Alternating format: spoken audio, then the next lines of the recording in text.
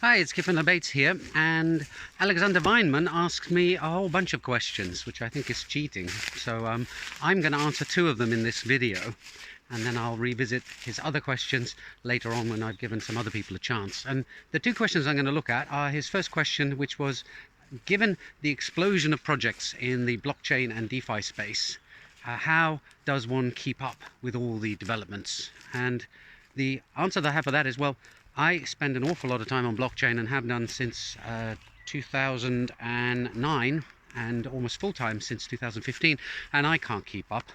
So I really just scratch the surface of a lot of things, and then I dig into the few projects that I think look very interesting and look like they might be foundational building blocks for other things. So that's my trick, if you can call it that, is when something grabs my interest and I think that might actually lead to other bigger, greater things, then I spend time on it. And that does mean that I occasionally miss the boat on some things. I was a bit slow on the uptake with Ethereum, I'll confess to that. I was too focused on blockchain fundamental technology and Bitcoin, and I wish I'd got involved in Ethereum earlier, because it really is fascinating. I spent too much time on some of the kind of offshoots of Bitcoin as well, I would say, that I should have moved on quicker there too. So really, nobody can keep up. I would say we got to the point where you probably have to have a speciality if you're getting started now. You're not going to be able to cope with the whole landscape. It's the same as mathematics. You know, 200-300 years ago, it was possible for one mathematician to have a good grasp of the fundamentals of all of the mathematical disciplines. But by the time you got to the end of the 1800s, it was completely impossible. There was so much specialized knowledge required to grasp just one particular field in mathematics. And now we've reached the point that even one particular field, you can only focus on one particular aspect of one particular field. So it's just gets tougher and tougher. And that's kind of the way with human knowledge. And that's one of the wonderful things about human beings, is that they can specialize, and then you can then get a specialist to help you handle a particular problem that you haven't got the time or energy or capacity to grasp. So great thing there. What was the second question? Oh yes, the second question was about the maturity of the Ethereum blockchain system. And I think Alexander was implying there that it's not mature, or maybe he was saying it outright, I can't remember the exact wording.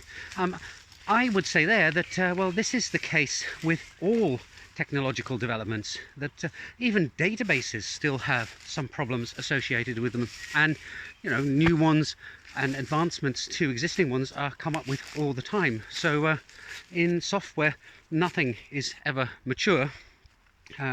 Even Linux sudo command was found to have a flaw in it 20 or 30 years after it was first coded up. So it's again a wonderful thing about software, is there are all sorts of surprises, and not all of them are unpleasant, but admittedly most of them are, hiding around the corner waiting for someone to stumble upon them. So yeah, I think it's in enough of a good shape now. There are enough tutorials and enough building blocks that people don't have to have in-depth knowledge right down to the blockchain level in order to be able to do pretty interesting stuff on smart contract blockchains now. Whereas you know, you only have to go back 3 or 4 years, and trying to get your whole system up and running to be able to do something was a total nightmare.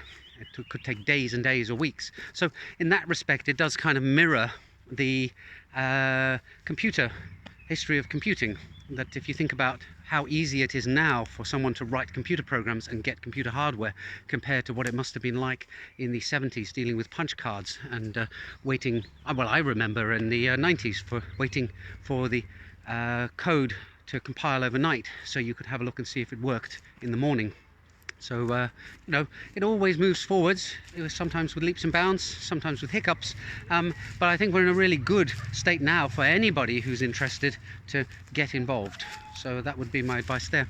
I hope those answer your questions, Alexander, and thanks for the two interesting questions, and the other ones, no doubt there'll be even more in the comments by the time I get back from the forest, and I'll see you all in the next video soon. Bye for now.